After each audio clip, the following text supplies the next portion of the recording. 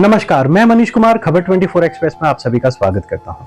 आज जो मैं खबर बताने जा रहा हूं वो गुजरात से है। आप सभी को पता चल गया होगा कि मोरबी में एक दर्दनाक हादसा हुआ। हाँ जी, गुजरात के मोरबी में यानी कि गांधीनगर से लगभग 300 किलोमीटर दूर ये एक मच्छू नदी है। मच्छू नदी पर एक ब्रिज बना हुआ था। इस ब्रिज को गिरने से बड़ा हादसा हुआ है। सबसे बड़ी बात यह है कि इस हादसे में अब तक लगभग 140 से ज्यादा लोगों की मौत हो चुकी है। यह हादसा क्या महज हादसा है? नहीं, ये हादसा नहीं है, ये एक्ट ऑफ गॉड भी नहीं है। जैसे कि भाजपा नेता कह रहे हैं ये एक्ट ऑफ गॉड है। एक एक्ट ऑफ गॉड की मैं वीडियो क्लिप यहां पर चलाना चाहूंगा। ये वीडियो क्लिप इलेक्शन की है, यानी कि जो बंगाल में इलेक्शन हुए थे तो माननीय प्रधानमंत्री मोदी, आदरणीय प्रधानमंत्री मोदी, हम सबके चहेते प्रधानमंत्री मोदी ने उसको भ्रष्टाचार बताया था। उसमें चीख चीख कर देखिए, आप खुद सुन लीजिए, मुझे बताने की जरूरत नहीं है कि प्रधानमंत्री मोदी यानी कि एक प्रधानमंत्री होने के नाते वो किस कदर आरोप लगा रहे हैं किसकी सरकार पर, वहां ममता बनर्जी की सरकार है। यानी कि वो बात हम बाद में करेंगे। फिलहाल प्रधानमंत्री मोदी की क्लिप जरूर देखें। इतना बड़ा ब्रिज टूट गया तो क्या कहते हैं ये लोग? ये कहते हैं ये तो एक्ट ऑफ गॉड है। दीदी, ये एक्ट ऑफ गॉड नहीं, ये तो एक्ट ऑफ फ्रॉड है। फ्रॉड, ये एक्ट ऑफ फ्रॉड का परिणाम है। ये एक्ट ऑफ गॉड तो उस मात्रा में जरूर है क्योंकि चुनाव के दिनों में गिरा ताकि पता चले कि आपने कैसी सरकार चलाई है। इसलिए भगवान ने लोगों को संदेश दिया है कि आज ये ब्रिज टूटा, कल ये पूरा बंगाल ऐसे ही खत्म कर देगी, इसको बचाओ। ये भगवान ने संदेश भेजा है। प्रधानमंत्री मोदी चीख चीख कर कह रहे हैं कि ममता बनर्जी पूरे जो बंगाल है उसको इसी तरह डुबा देगी, इसी तरह गिरा देगी जैसे वो पुल गिरा है। ठीक है, वो कहां का पुल था? वो पुल था आपका वेस्ट बंगाल का, लेकिन ये कहां का पुल है? गुजरात का ब्रिज है। गुजरात का एक झूलता हुआ ब्रिज, तारों पर जो ब्रिज था वो झूलता हुआ ब्रिज था। अब इस पर हम बात करते हैं कि इस कंपनी का ठेका किसको दिया गया था। ठीक है, एक्ट ऑफ गॉड हम मान लेते हैं इसको, लेकिन अब जरा थोड़ा सा इसको विस्तार में हम बात करते हैं। जिस कंपनी को ठेका दिया हुआ था गुजरात सरकार ने, उसका नाम है अजंता मैन्युफैक्चरिंग। अजंता का नाम आपने सुना होगा, टीवी में ऐड देखते होंगे। क्या करती है अजंता? घड़ियां बनाती है, एलईडी बल्ब्स बनाती है और क्या क्या ई बाइक्स बनाती है। मतलब जो भी चीजें हैं उसका कोई भी ऐसा एक्सपीरियंस नहीं है, ऐसा कोई एग्जाम्पल नहीं है जो ब्रिज बनाती हो, मैन्युफैक्चरिंग का कोई बहुत बड़ा काम करती हो, बिल्डिंग मैन्युफैक्चरिंग का काम करती हो। जी नहीं, ऐसा कोई काम नहीं करती है। अब जरा अजंता की जो कंपनी है उसके जो मालिक हैं उनके बारे में शायद आप गूगल भी कर सकते हैं। वो कौन है, उनके राजनीतिक संबंध क्या है, वो एक तरह से कह सकते हैं सपोर्टर भी माने जाते हैं। अब आप समझ सकते हैं कि उस कंपनी को ठेका कैसे मिल गया। अब आप सबसे बड़ी बात, इस कंपनी के जो ठेका कैसे मिला इसको मैं विस्तार से आपको बताता हूं। 2008 में सबसे पहले इस कंपनी को ठेका मिला। 2008 से लेकर 2018 तक, यानी कि 10 साल के लिए सबसे पहले इस कंपनी को ठेका मिला। उसके बाद में अब यानी कि जो मार्च आपका बीता है, इसमें इस कंपनी को 15 साल का ठेका मिला। यानी कि जो ठेका था वो 2037 तक मिला था। करोड़ों रुपए सालाना खर्च होते हैं इस ब्रिज की रखरखाव पर। सोचने वाली बात है। सबसे बड़ी बात यह है कि ये जो हादसा है ये कोई हादसा नहीं है, एक्ट ऑफ गॉड नहीं है, एक तरीके का कथित आतंकवाद है। 140 लोगों की मौत हो जाती है। 140, फिर दोबारा से कहता हूं 140 अभी मौत जो हुई हैं उनका आंकड़ा सामने आया है। अभी हो सकता है कि और भी शायद ये आंकड़ा 200 तक भी पहुंचे। आप सोचिए, 200 लोग वहां पर मारे जाते हैं, उसको एक्ट ऑफ गॉड बताया जाता है। ऐसी ही घटना जो वेस्ट बंगाल में होती है, पश्चिमी बंगाल में होती है, वो घटना भ्रष्टाचार बताई जाती है। तो क्या ये भ्रष्टाचार नहीं है? एक ऐसी कंपनी को ठेका दे दिया जाए जो घड़ियां बनाती है, उसे ब्रिज बनाने का कोई एक्सपीरियंस नहीं है, ब्रिज रखरखाव का कोई एक्सपीरियंस नहीं है, मरम्मत का कोई एक्सपीरियंस नहीं है। आज अगर किसी भी कंपनी को ठेका दिया जाता है, किसी भी कंपनी को कोई कार्य दिया जाता है, तो सबसे पहले उसकी प्रोफाइल देखी जाती है, उसके बाद वो उस कंपनी को काम अलॉट होता है। अब इस कंपनी का भी जो अजंता मैन्युफैक्चरिंग जो कंपनी बता रहे हैं, ओरेवा की जो कंपनी है, ओरेवा को जो काम दिया गया था, अब इसके बारे में थोड़ा सा विस्तार से बता देते हैं। जो अजंता कंपनी है वो एक कदम और आगे निकल गई। ठीक है, जो काम दिया गया था अजंता को, वो अजंता ने नहीं किया। जो मरम्मत का काम था वो अजंता मैन्युफैक्चरिंग ने नहीं किया, वो किसने किया? ठेका जो दिया गया वो पांचाल नाम की मालिकाना हक वाली देव प्रकाश सॉल्यूशंस को दे दिया गया। यानी 7 महीने की जो मरम्मत की गई ब्रिज की, वो देव प्रकाश सॉल्यूशंस की जो कंपनी, जो कथित कंपनी बताई जा रही है, जो मतलब पांचाल नाम का मालिकाना हक था, देव प्रकाश सॉल्यूशन जो भी है, उसको दिया गया कार्य। यानी कि भैया कार्य हमें मिला था, ठीक है, हम मिल बांट के खाते हैं, अब इस काम को तुम करो। अब सबसे बड़ी बात इसमें मैं आपको बता दूं, जो ब्रिज है, ब्रिज जो लोहे के मोटे मोटे तार हैं उस पर टिका हुआ था। जो मरम्मत की गई, मैं मरम्मत का बता देता हूं, पुताई कर दी गई, यानी मैं शुद्ध हिंदी बोल रहा हूं, यानी कि उसको चमका दिया गया, पेंट कर दिया गया, बहुत शानदार, बहुत सुंदर बना दिया गया उसको, उसमें लाइटिंग कर दी गई, बहुत अच्छा उसको सजा दिया गया। लेकिन असल काम जो था उसका, यानी कि जो मोटे मोटे तार थे, लोहे के तार। अब सबसे बड़ी बात, अब इसको थोड़ा पीछे आइएगा, ये ब्रिज बना कब था? इस ब्रिज के बारे में थोड़ी सी मालूमात भी आपको होनी चाहिए। ये ब्रिज बना था 1879, यानी कि जो मौरवी के राजा थे उन्होंने इस ब्रिज को बनाया था। ये ब्रिज बना क्यों था? जो मच्छू नदी है, एक किले का पार्ट मच्छू नदी के उधर था, एक पार्ट उधर, यानी कि जो राजा थे 1920 तक इस पर मालिकाना हक जो रहा है वो मौरवी के राजा का रहा है।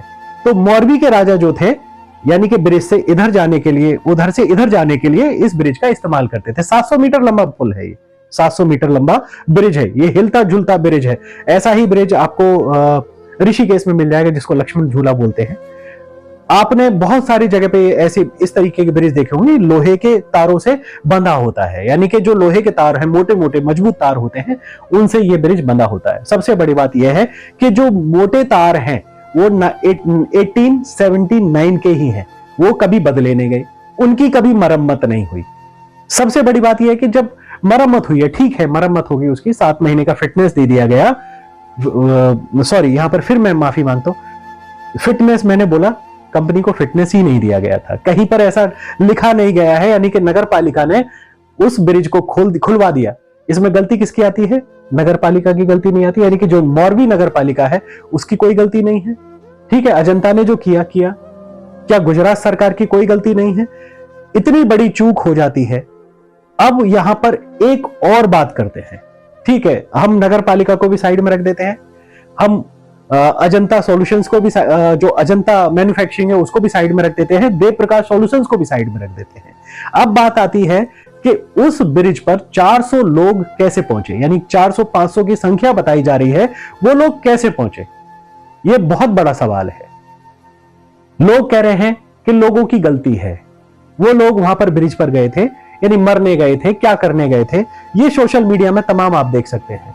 लेकिन जाहिर सी बात है, वो दो रुपए वाले जो आईटी सेल वाले हैं, वो सारे के सारे लोग वही हैं, उनमें दिमाग की कमी है। ये बहुत बड़ी बात है। जो भी अगर आप भी बोल रहे हैं तो मैं आपको भी बोलूंगा, आप में दिमाग की कमी है। आप सबसे पहले अपना इलाज कराइए। आप बोलते हैं कि 500 लोग कैसे चले गए, 500 लोगों की गलती थी, क्या 500 लोग अपने आप गए थे? क्या आपको पता है कि मौरवी का जो ब्रिज है उस पर जाने के लिए टिकट लगता है या नहीं लगता? तो मैं आपको बता देना चाहता हूं, 17 रुपए का टिकट लगता है। टिकट की कॉपी देख लीजिए, मेरे बैक साइड में दिख रही होगी। 17 रुपए एक आदमी का टिकट। अब बच्चे की बात करते हैं, 12 रुपए का टिकट बच्चे को लेना होता है। ठीक है, क्या करने के लिए? सेल्फी के लिए। ठीक है, वो हिलते डुलते पुल पर घूमने के लिए।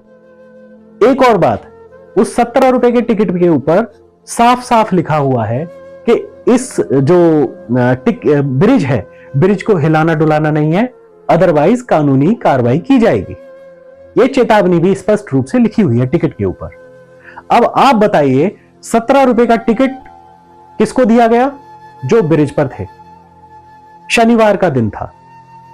अब आप सोचें, शनिवार का दिन शाम को 6:30 बजे ब्रिज टूट जाता है, सारे के सारे लोग नदी में गिर जाते हैं। उनकी मौत कैसी हुई? ये बहुत बड़ा सवाल है। ये ना तो मौरवी प्रशासन ने बताया है, ना गुजरात सरकार ने बताया है, ना ही हमारे माननीय मोदी ने बताया है, प्रधानमंत्री ने बताया है। प्रधानमंत्री का हम नाम क्यों ले रहे हैं? वो गुजरात से आते हैं। 500 लोग ब्रिज के ऊपर हैं। कैसे पहुंचे ब्रिज के ऊपर? 17 रुपए का टिकट दिया गया। ब्रिज की जो सहने की क्षमता थी वो मात्र 100 लोगों की क्षमता थी। 500 लोगों को कैसे भेज दिया गया? क्या यह भ्रष्टाचार नहीं है? क्या एक तरीके का आतंकवाद नहीं है? पैसे कमाने की चाहत नहीं है? या फिर एक ऐसी कंपनी को ठेका दे दिया जाता है जिस कंपनी का कोई भी, यानी कि ऐसी दीवार घड़ी बना रही है वो कंपनी, ई बाइक्स बना रही है, एलईडी बल्ब्स बना रही है, जो एलईडी बल्ब्स आपके घर में लगे होते हैं। क्या एलईडी बल्ब्स बनाने वाली कंपनी दीवारें बना सकती है? क्या किसी पुल की मरम्मत कर सकती है? उसको इतना एक्सपीरियंस है क्या? ये सारी की सारी चीजें देखी जाती हैं जब ठेका दिया जाता है। ऐसे ही किसी को ठेका नहीं दे दिया जाता। लेकिन ठेका किसको मिल सकता है? अगर उसके संबंध बहुत अच्छे हैं, बहुत मजबूत संबंध है।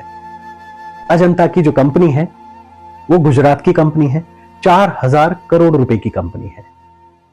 घड़ियों में अग्रणी घड़ी, यानी कि सबसे बड़ी, यानी कि कह सकते हैं कि विश्व की सबसे बड़ी कंपनी है घड़ी बनाने के मामले में। फिर से मैं कहना चाहूंगा, घड़ी बनाने के मामले में, ब्रिज बनाने के मामले में नहीं। या ब्रिज का रखरखाव का कोई एक्सपीरियंस उसको नहीं है। 2008 में भी उसको अगर ठेका दिया गया तो वो भी उसकी अपनी पहुंच की वजह से। अब आप सोचें क्या हुआ गुजरात में? क्या ये अंधकार नहीं है? क्या ये भ्रष्टाचार नहीं है? क्या ये एक तरीके का कथित आतंकवाद नहीं है? क्या गलती थी उन 140 लोगों की?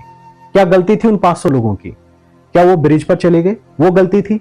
उन्होंने टिकट लिया, वो गलती थी। क्या जो ब्रिज खोल दिया गया, कंपनी ने जो ब्रिज खोला बिना फिटनेस पास के, क्या उनकी गलती थी लोगों की? इसमें किसकी गलती थी? ये सोचने वाली बात है। किसको सोचना होगा?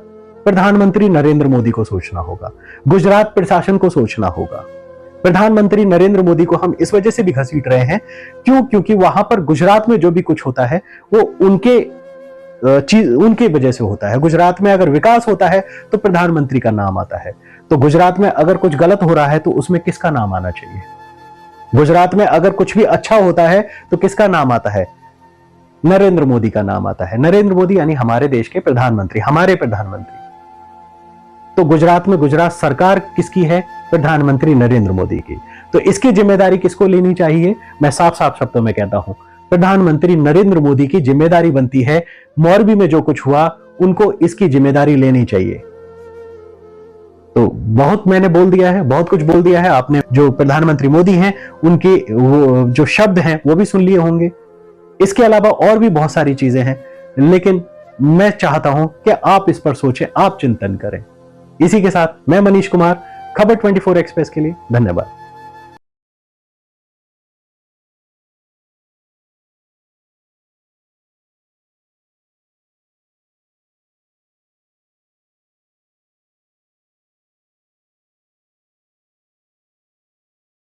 मैं एकता नगर में हूं,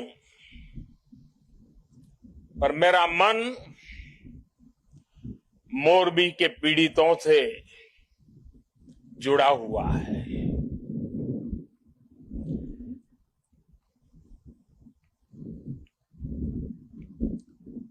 शायद ही जीवन में बहुत कम ऐसी पीड़ा मैंने अनुभव की होगी।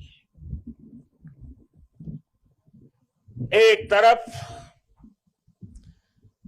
दर्द से भरा पीड़ित दिल है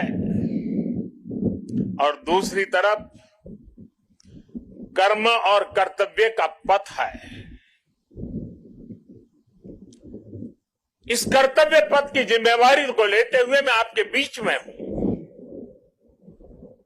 लेकिन करुणा से भरा मन उन पीड़ित परिवारों के बीच में है। हादसे में जिन लोगों को अपना जीवन गंवाना पड़ा है, मैं उनके परिवारों के प्रति अपनी संवेदना व्यक्त करता हूं दुख की इस घड़ी में सरकार हर तरह से पीड़ित परिवारों के साथ है। गुजरात सरकार पूरी शक्ति से कल शाम से ही राहत और बचाव कार्यों में जुटी हुई है। केंद्र सरकार की तरफ से भी राज्य सरकार को पूरी मदद दी जा रही है। बचाव कार्य में एनडीआरएफ की टीमों को लगाया गया है। सेना और वायुसेना भी राहत के काम में जुटी हुई है। जिन लोगों का अस्पताल में इलाज चल रहा है, वहां भी पूरी मुस्तैदी बरती जा रही है। लोगों की दिक्कतें कम से कम हो, इसे प्राथमिकता दी जा रही है। मैं एकता नगर में हूं, पर मेरा मन मोरबी के पीड़ितों से जुड़ा हुआ है।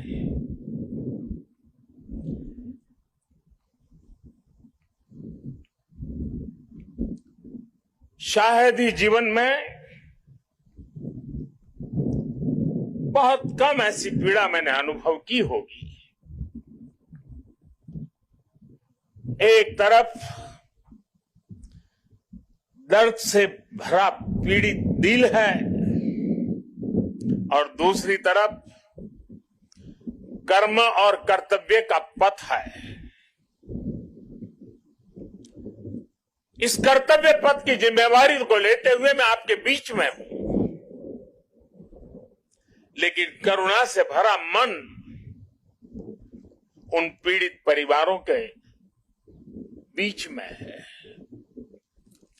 हादसे में जिन लोगों को अपना जीवन गंवाना पड़ा है, मैं उनके परिवारों के प्रति अपनी संवेदना व्यक्त करता हूं। दुख की इस घड़ी में सरकार हर तरह से पीड़ित परिवारों के साथ है। गुजरात सरकार पूरी शक्ति से कल शाम से ही राहत और बचाव कार्यों में जुटी हुई है। केंद्र सरकार की तरफ से भी राज्य सरकार को पूरी मदद दी जा रही है। बचाव कार्य में एनडीआरएफ की टीमों को लगाया गया है। सेना और वायुसेना भी राहत के काम में जुटी हुई है। जिन लोगों का अस्पताल में इलाज चल रहा है, वहां भी पूरी मुस्तैदी बरती जा रही है। लोगों की दिक्कतें कम से कम हो,